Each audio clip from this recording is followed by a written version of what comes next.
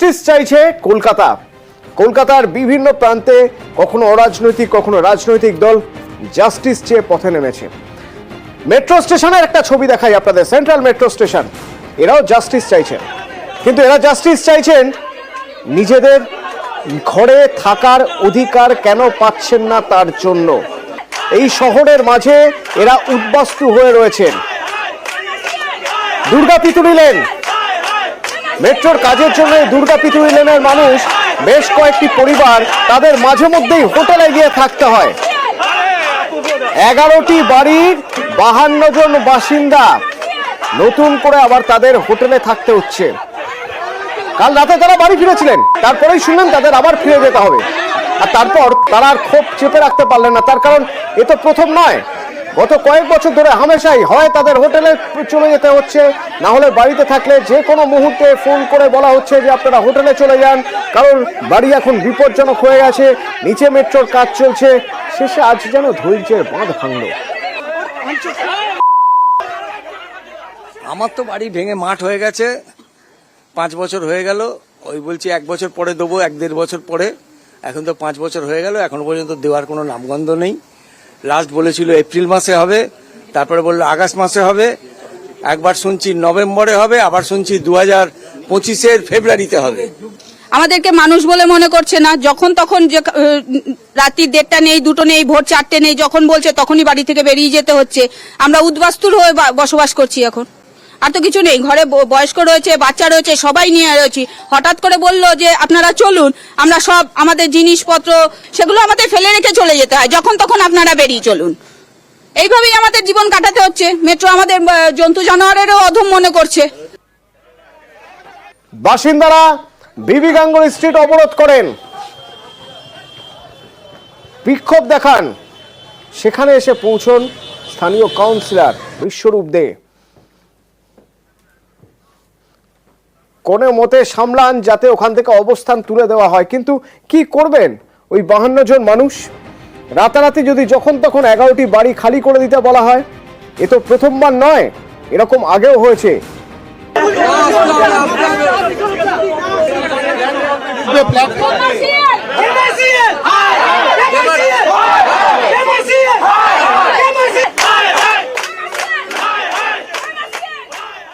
পাঁচ বছরে আসার আলো দেখেনি, আর 1 ঘন্টায় আসার আলো দেখা যাবে?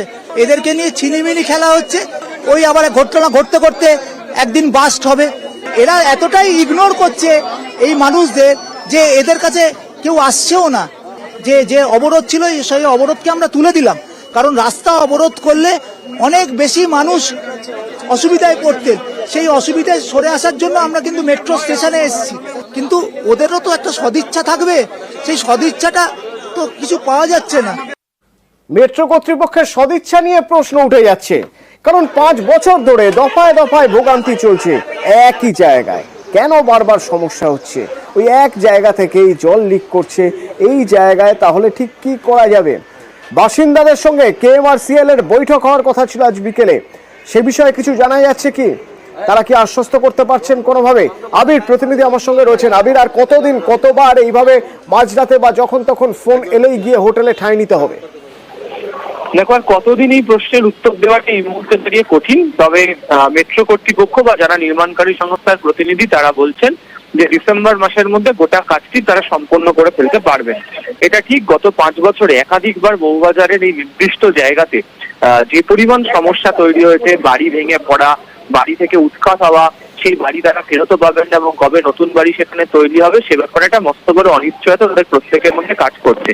এবং যেভাবে প্রত্যেক দিনই বিভিন্ন সময় ধরে জল বেরিয়ে আসার ঘটনা, তড়িঘড়ি করে বাড়ি ছাড়ার ঘটনাতে তারা যার বর্ণায় বিরক্ত, যার একটা ক্ষোভের বহিঃপ্রকাশ আজকে অবশ্য দেখতে পাওয়া গিয়েছে। তবে মেট্রো কর্তৃপক্ষের বক্তব্য বা বলা ভালো ইঞ্জিনিয়ারদের বক্তব্য যে গতকাল মধ্যরাতের পর থেকে যে জায়গা থেকে ওয়াটার লিকেজ হচ্ছে তার বিপদ বড় কিছু নয়, এবং তারা জায়গাটিও চিহ্নিত করতে পেরেছেন এবং তড়িঘড়ি সেখানে সেটিকে কাজও সেখানে শুরু করে দিতে পারা গেছে। তবে 1 ডিসেম্বরের মধ্যে যে লক্ষ্যমাত্রা নেওয়া হয়েছিল কাজ শেষ করার ক্ষেত্রে, তার মধ্যে আর কোনো নতুন করে কোনো বিপদ আসবে কিনা সেটাকে দেখে নেওয়া।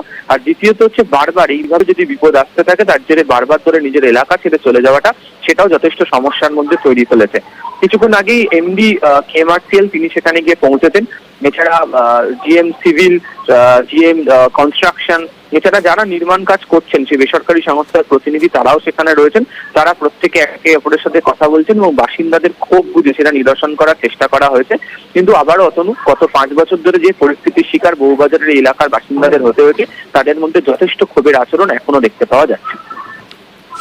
স্বাভাবিক। ধন্যবাদ আমির।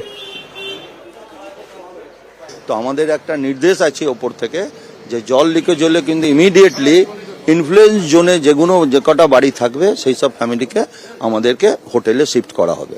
তো কাল আমরা 52টা লোক, 11টা ফ্যামিলি আমরা শিফট করেছি এখানে লোকাল 4টে হোটেলে, এবং জল অনেকটা কম হয়ে এসছে লিকেজ।